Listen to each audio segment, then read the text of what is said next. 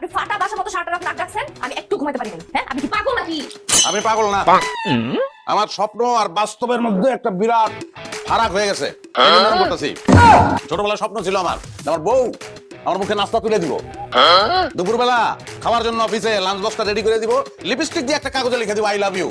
সেই কাগজটা দিয়ে আমি পান্তা ভাত পোড়ামরিচ দিয়ে খামো, আমার বিরিয়ানি পোলাও খাইতে ইচ্ছা করবো না। ঘটনা কি করছে বাস্তবে উল্টা, হোটেল থেকে নাস্তাই না আমার খাইতে হইতেছে, নিজের লাঞ্চ বক্স নিজে রেডি করতে হইতেছে। হ্যাঁ, বিরাট ফারাক না স্বপ্ন আর বাস্তবে? জীবনটা তেজপাতা। কি বলেন? তেজপাতা? আমি আপনার জীবনটা তেজপাতা মানছি নাকি আপনি আমার জীবনটা শেষ করে ছাড়ছেন?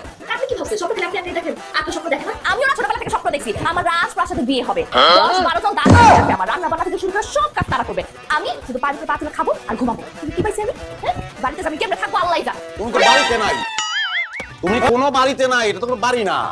বাড়িতে থাকলে কাজ কাম করতে হয়, এটা তো 5 স্টার হোটেল। খাইতাছো দাইতাছো চিতয় গুতয় ঘুমাইতাছো, নানান ডিজাইনে ঘুমাইতাছো, ফুর্তিতে আছো তো। কি বলা তুমি? তুমি আমার খাওয়ানোর খোটা দিতাছো? খাবার খোটা দিতাছো? আমার বাপের বাড়িতে আমি যা যা খাইতে আমার জীবনে চোখে পর্যন্ত দেখো নাই। আরে ও বাবা, 5 স্টার না?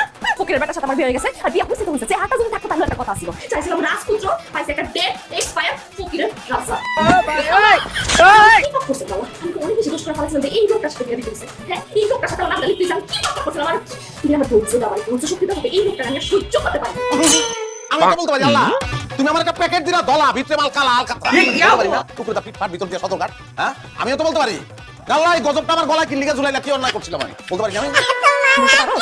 তোরে বিয়ে করে আমার জীবনে যত স্বপ্ন ছিল সব এইভাবে তাই তোরা বিয়া কইরা আমার জীবনটা এই যে বাঁচতেছে না, এই যে বাঁচতেছে না, এরকম বাজনা আমার কানে সবসময় বাজে। তুই একটা শব্দ দূষণ। আমি শব্দ দূষণ?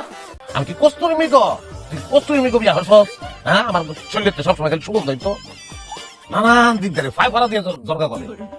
বুঝছি, তোমার বউ তোমার 2 চোখের কোণে দেখতে পারে না। আরে 2 চোখের কোনা কিটা, আমার বাড়ির কোনো কোনায় হয়ে থাকতে পারে না। আমার জায়গা কদিন পরে গোয়াল করে, এই আমার ভবিষ্যৎ শেষ গো ভাই। দাম্পত্য জীবনটা ধ্বংস হয়ে গেছে।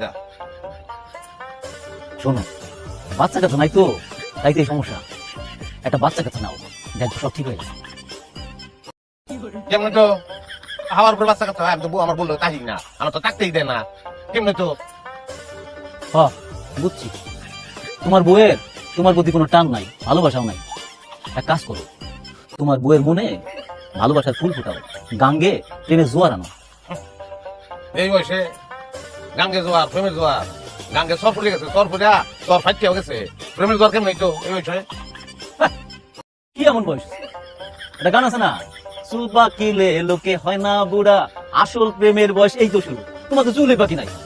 আমি তো এই গানে জোরে বেঁচে আছি। শোনো, তোমার প্রতি তোমার বউয়ের মনের মধ্যে ভালোবাসার জন্ম দাও, দেখো সব ঠিক হয়ে গেছে।